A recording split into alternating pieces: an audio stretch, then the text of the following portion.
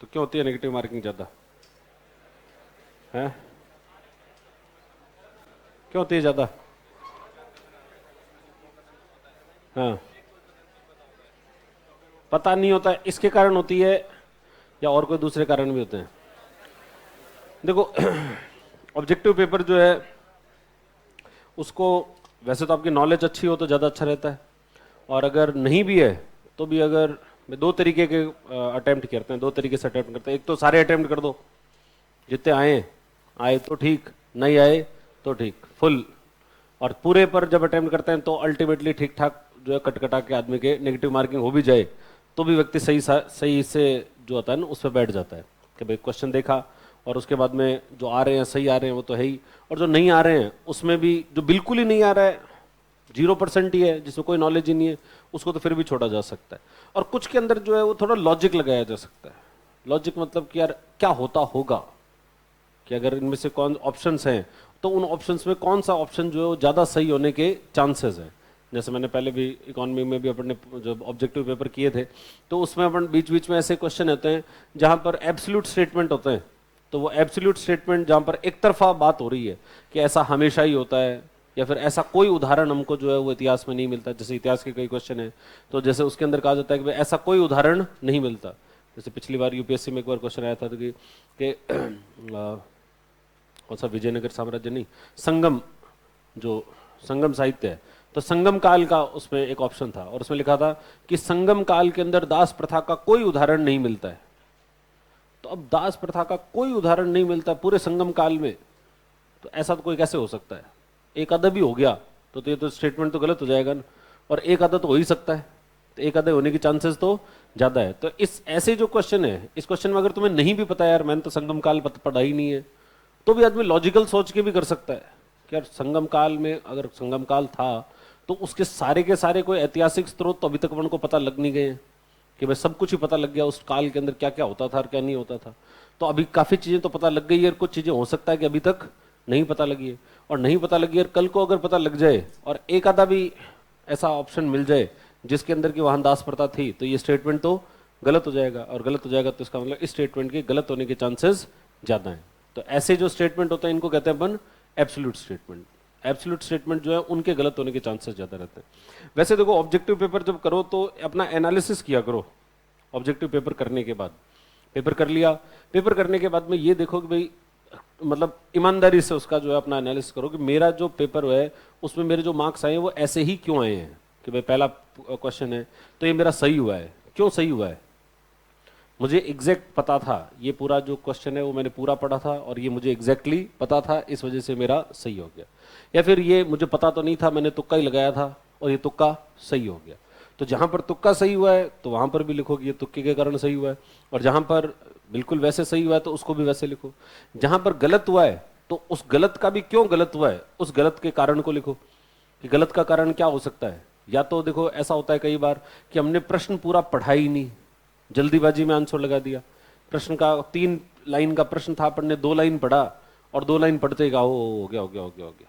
और अपन आंसर जो है लगा दिया, आंसर लगा दिया तो वो आंसर गलत होने के चांसेस। तो उस पर लिखो, अपना जो टेस्ट पेपर है उस टेस्ट पेपर का एनालिसिस करते समय उस पर लिखो कि हाँ इसमें मैंने क्वेश्चन पूरा नहीं पढ़ा था।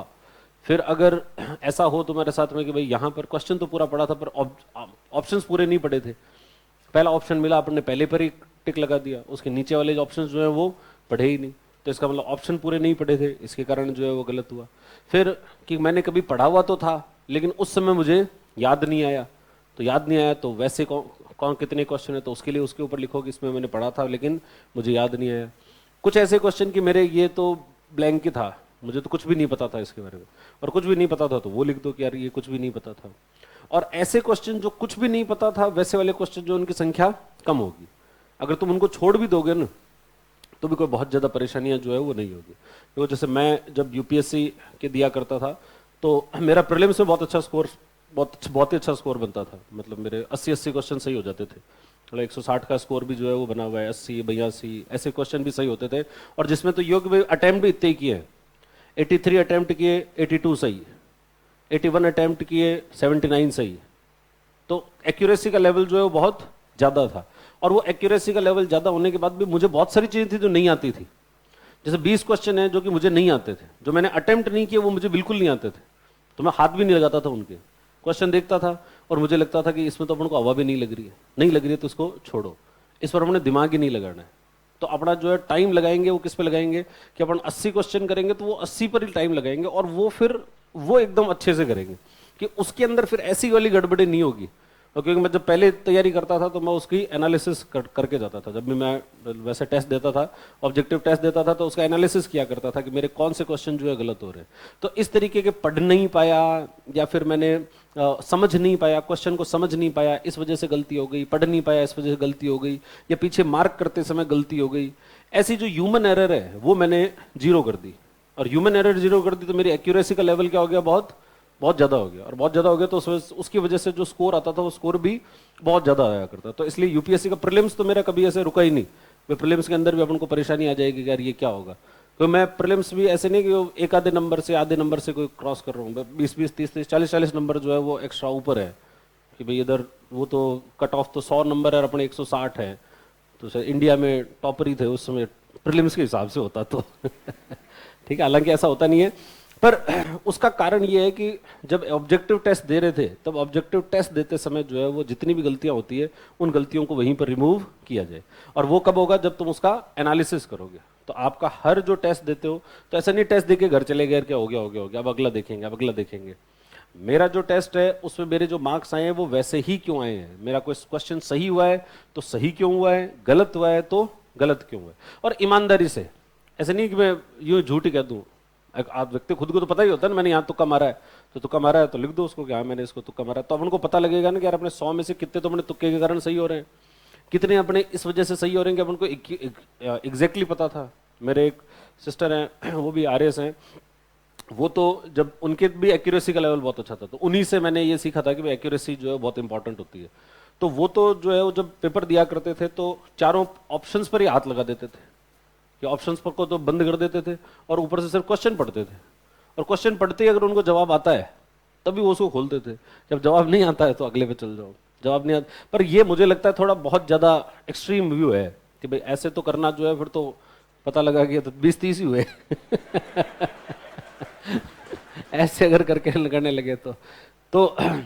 एग्जैक्टली ऐसे तो नहीं, लेकिन आप क्योंकि कई सारे क्वेश्चन में आप लॉजिक लगाकर भी आंसर जो है वो निकाल सकते हो कि भाई इसमें से कौन सा सही हो सकता है, कि भाई ये एलिमिनेशन मेथड भी लगा सकते हो, उससे भी आंसर जो है वो निकल जाते हैं। तो ऑब्जेक्टिव को तो क्लियर करने के बहुत सारे तरीके हुआ करते हैं। और जितने भी पेपर आए हैं यूपीएससी के भी जो भी पेपर आया है उसमें से आज तक ऐसा पेपर मैंने नहीं देखा, मतलब पिछले जितने सालों से, मैं काफ़ी साल हो गए अब तो एक्सपीरियंस होते हुए, तो अब उनमें से कभी ऐसा पेपर नहीं था जिसमें पास होने लायक मटीरियल नहीं है।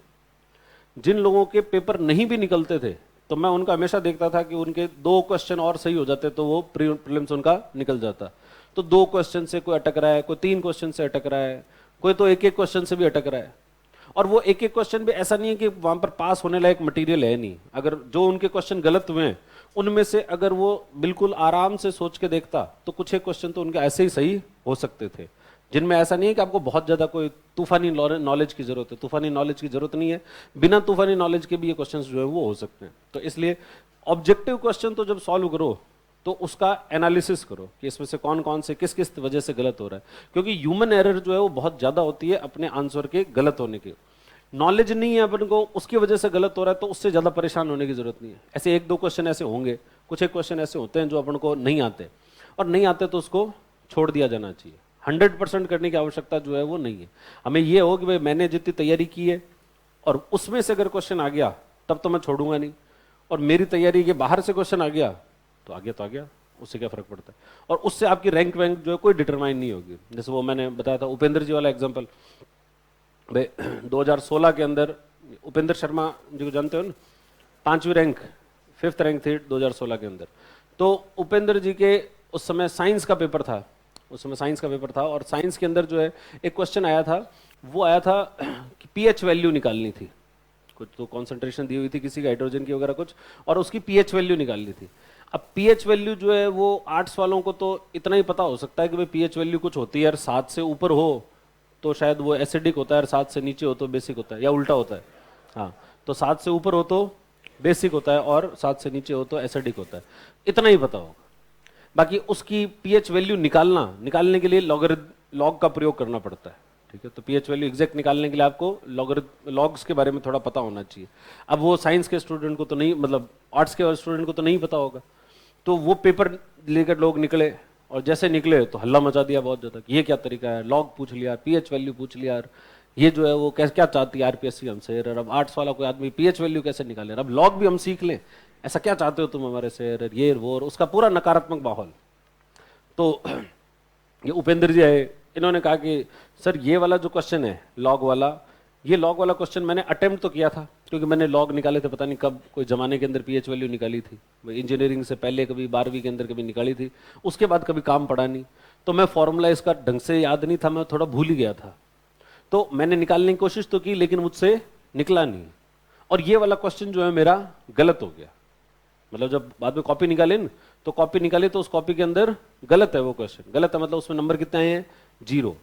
यानी जिस व्यक्ति को वो क्वेश्चन बिल्कुल ही नहीं आता है, आर्ट्स का स्टूडेंट है, उसके भी मार्क्स उस क्वेश्चन में कितने आए हैं, 0। और जिसकी 5वीं रैंक आई है, उसके भी उस क्वेश्चन में मार्क्स कितने आए हैं, 0। और फिर भी उसको, यानी इसका मतलब है कि वो जो क्वेश्चन है, वो क्वेश्चन आपकी रैंक को डिटरमाइन करने वाला नहीं है। ये उस क्वेश्चन से आपकी रैंक डिटरमाइन नहीं हो सकती। आप हल्ला मचाना है तो कितना भी मचा लो कि सब एक क्वेश्चन की वजह से हमारा ये हो गया, एक क्वेश्चन, अरे एक क्वेश्चन से थोड़ी होता है, उसके आगे बहुत सारे क्वेश्चन है, वो लेकर करो ना सही, और वो सही कर लोगे तो बेड़ा तो पार उसी से ही हो जाएगा। एक आधा क्वेश्चन जो है वो ऐसा तो होगा ही, कुछ एक क्वेश्चन इस प्रकार के आएंगे, और उन एक आधे क्वेश्चन के पीछे अपन बहुत ज्यादा परेशान हो जाएं, तो ऐसा नहीं करना चाहिए। तो इसलिए ऑब्जेक्टिव में तो अगर तुम्हें सही करना है ऑब्जेक्टिव, तो इसके लिए तो क्या करना पड़ेगा, एनालिसिस। हर आपके पेपर का आपके पास में अच्छा एनालिसिस होना चाहिए, ताकि आपको पता लगेगा कि मेरी कौन सी कमी है या मेरी कौन सी गलती है जो मैं बार बार करता हूं। कुछ गलतियां होती है ना हमारी, हर आदमी की कुछ विशेष गलतियां होती है, और वो विशेष गलतियां वो बार बार करता है, और उसको जब तक पता नहीं लगेगा कि ये गलती है, तब तक वो उसको दूर नहीं कर पाएगा। भाई पिछली बार आपने मान लो कोई गलती की कि मैंने क्वेश्चन पढ़ा नहीं, अब पढ़ा नहीं, ये वाला क्वेश्चन, ये वाली जो गलती है, आपने जब एनालिसिस किया तो पता लगा अपने यार 40 क्वेश्चन गलत हुए थे, उसमें से 25 क्वेश्चन तो इस वजह से गलत हुए कि अपन ने पढ़ा ही नहीं था। मतलब वो पेपर का क्वेश्चन है वो ढंग से नहीं पढ़ा था, कि इसमें लास्ट में नहीं लिखा हुआ है, कौन सा नहीं है ये लिखा हुआ है, ये तो अपन ने पढ़ा ही नहीं ढंग से, जल्दीबाजी में आंसर दे दिया। अब 25 क्वेश्चन, इसका मतलब अपन इसको पढ़ते नहीं है, तो अगली बार जो पेपर देंगे तो उसको ढंग से पढ़ेंगे, और पढ़ेंगे तो एकदम में से आपकी समस्या दूर नहीं हो जाएगी। 25 से कम होकर 20 होगी, 20 से कम होकर 15 होगी, 15 से कम होकर 10 होगी, 10 से 5, और फिर 5 से 0 हो जाएगी। एकदम से तो नहीं होगी, पर धीरे धीरे धीरे इंप्रूवमेंट जो है वो आता रहता है। पर इंप्रूवमेंट कब आएगा, जब हमें उसके बारे में पता होगा। तो इसलिए ऑब्जेक्टिव में तो आगे निकालने के लिए इसको आपको पता होनी चाहिए चीजों के बारे में। एनालिसिस किया करो हर पेपर का।